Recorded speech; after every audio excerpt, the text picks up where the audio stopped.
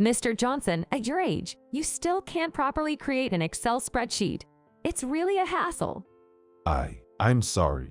I'm just not good with computers. Hey.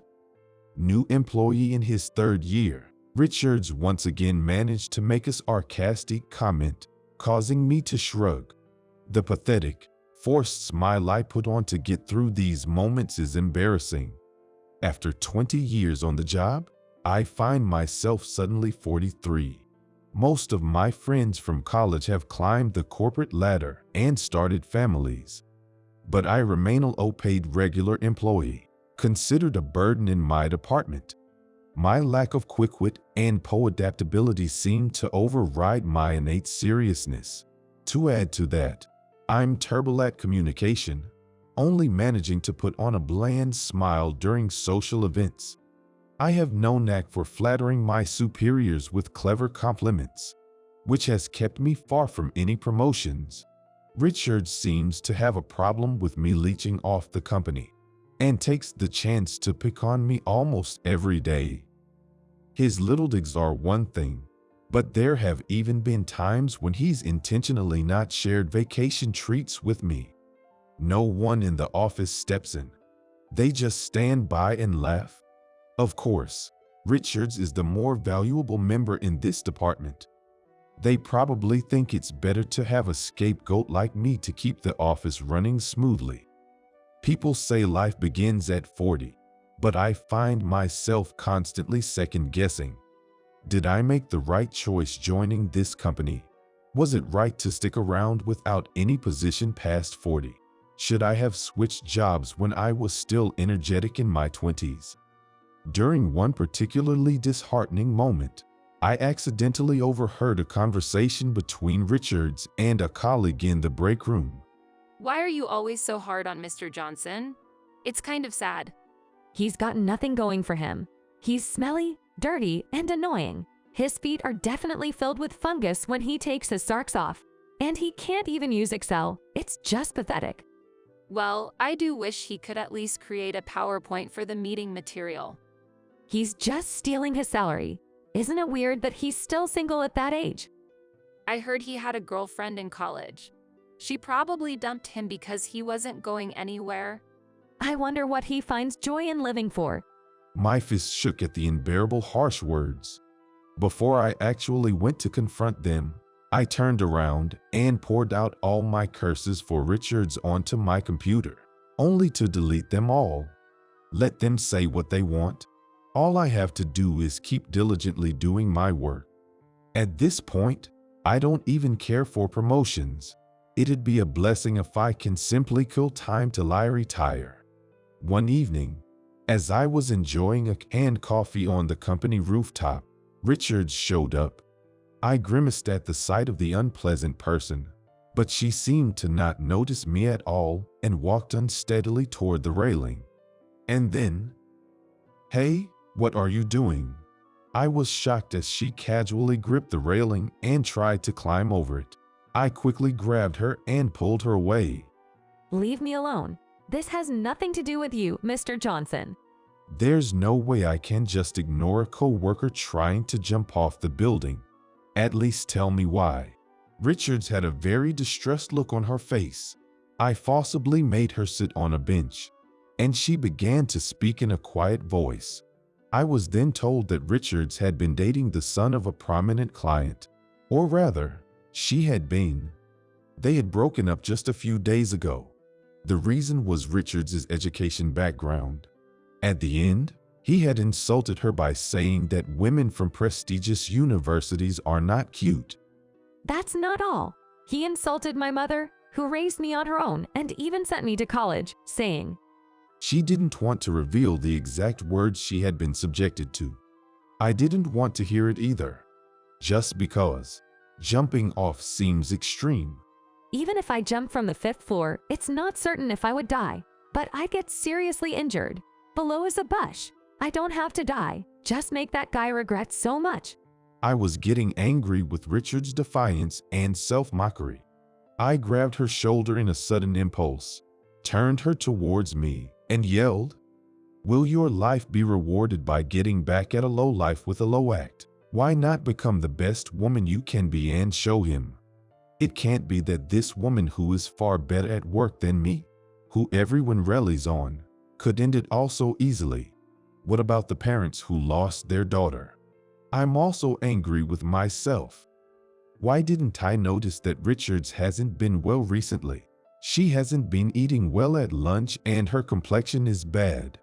I fumbled in my pocket and pulled out a cereal bar individually wrapped. Eat this. It's left over from lunch. Huh? You mustn't have eaten for a while. I understand that heartbreak is shocking, but you need to eat something. When you're hungry, your thoughts tend to be negative. Either she was surprised to be shouted at by a senior she had always looked down on, or she was deeply moved by the offer of a cereal bar. But Richards, for a moment, started to cry. The next moment, Richards snatched the cereal bar from me and began to eat it voraciously. Seeing her choking because she was eating too fast, I handed her a canned coffee I bought from a vending machine. I'm sorry I didn't give you a souvenir from the trip. I don't mind. If I spoke kindly to her, she would start to tear up again. And finally, she thanked me in a small voice. It seemed that my relationship with Richards was improving, but it didn't go as conveniently as that. A month later, Richards and I went to a negotiation with a client. Richards was the main negotiator, and I was the assistant.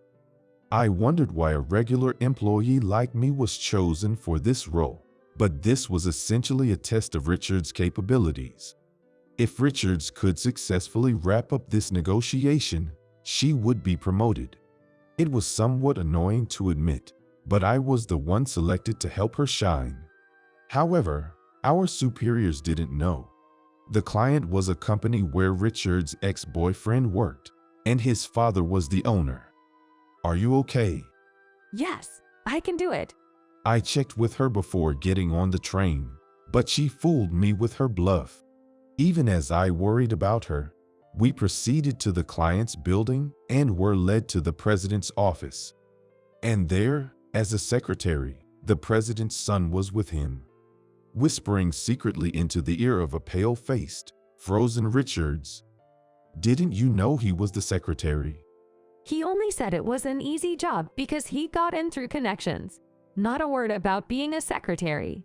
Seeing her ex-boyfriend for the first time since their horrible breakup, it's hard to imagine the pressure it put on the surprisingly sensitive Richards. So when Richards' hand slipped and the cup fell, spilling its hot coffee onto the president's expensive suit and the computer on the table, I couldn't blame her. Fortunately, the president wasn't burned, but the computer was beyond saving. We received a complaint from the client, and both of us were summoned by the boss. How could I? Because of me. Such an important deal. My mom, she will be disappointed. Richards, who covered her face with both hands, was cast down. The shock was large, probably because she was so enthusiastic. Besides, Richards and her mother were living together, and the household was supported by her income. If she were fired because of this incident, what would happen to her and her mother? On the other hand, what about me? Do I have something I want to protect? Watching Richards cry, I ask myself and immediately find the answer. Facing off against the boss, who had a look of absolute fury, I stepped forward before his attention could turn towards sheepish Richards. The reason Richards spilled her coffee is because I accidentally kicked her under the table. I had athlete's foot, and it was so itchy I was moving around a lot. What? I signaled Richards to keep quiet, shouldering all of her blame. Then the boss turned bright red and cursed loudly enough for the entire office to hear. This useless fool. What happened next is pretty much a given. Being the office liability that I was promptly fired and had to leave the company. Given that I was seen as the one responsible for the scandal, there was, of course, no grand farewell party. However, an old colleague, who had joined the company the same time as I did, and I went out for a last drink and exchanged contact details. This is fine. If it would save a young, talented woman like her from being fired, then it's somewhat better that I, a man with no future, got the axe. I purposely avoided Richards until my last day.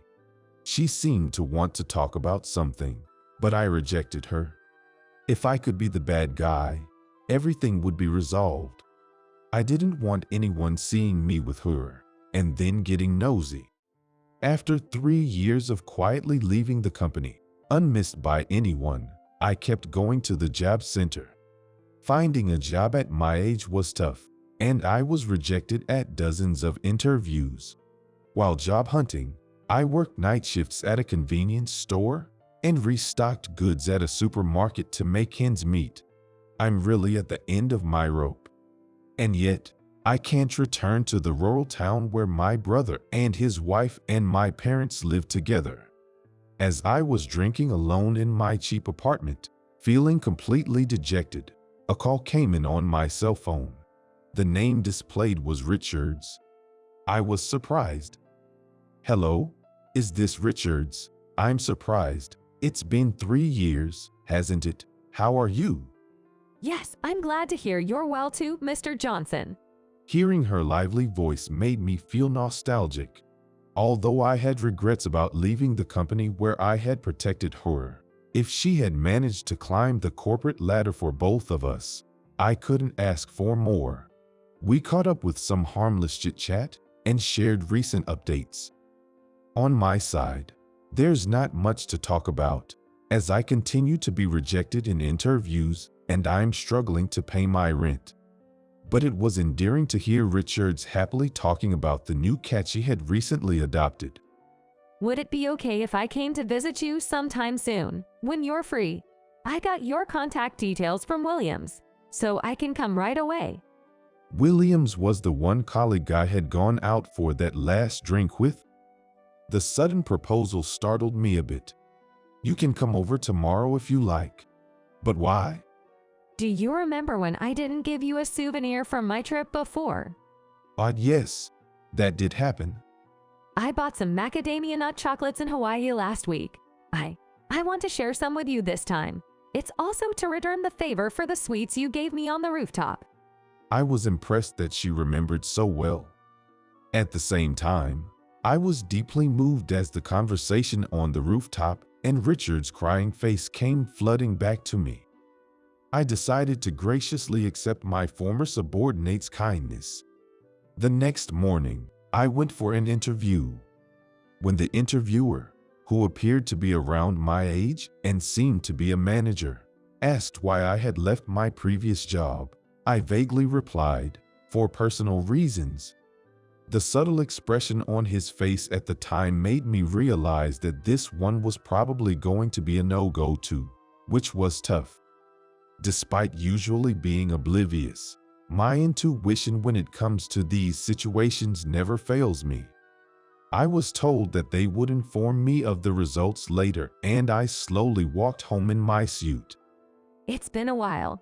Looking up at the familiar voice, I saw Richard standing in front of my rundown apartment. Facing my lowly situation, she bowed deeply, and her sincerity was so blinding that I couldn't look directly at her. "You made it. Come in." I managed to tidy up a bit. When I ushered Richards, who was holding a paper bag, towards the stairs, she responded with a slightly nervous voice. "No, this is fine." "This is fine." Turning around, there stood Richards, straight as an arrow, continuing the conversation. The gift is just an excuse. Well, I did bring it. Actually, I've quit my job and started a new company. Further confession from Richards was the truth behind why she was cold to me alone. When Richards was in junior high, her parents divorced and her father left the house. As a teenager going through her rebellious phase, Richards saw her father's back and thought that he had abandoned her and her mother. Since then, she had begun to dislike men of the same age as me, which seemed to be her denial of her daddy's girl self. The reason she started dating the heir of a client was apparently because she was ashamed of her true preferences for the opposite sex. Mr. Johnson, you resemble my father little. You are just like him, not being able to use a computer and being indecisive, she said, explaining her terrible attitude. However, being saved on the rooftop made her realize that I was different from her father, and she began to feel grateful. Yet, she was distraught with guilt because she had made me quit my job. I heard that Mr. Johnson, you're having trouble finding a new job, so I thought I'd create a new place for you. I was just invited by a college friend to start a company together. Her decision and initiative, outrageous as they may seem, impressed me. Could such a young woman do so much for the person she is indebted to?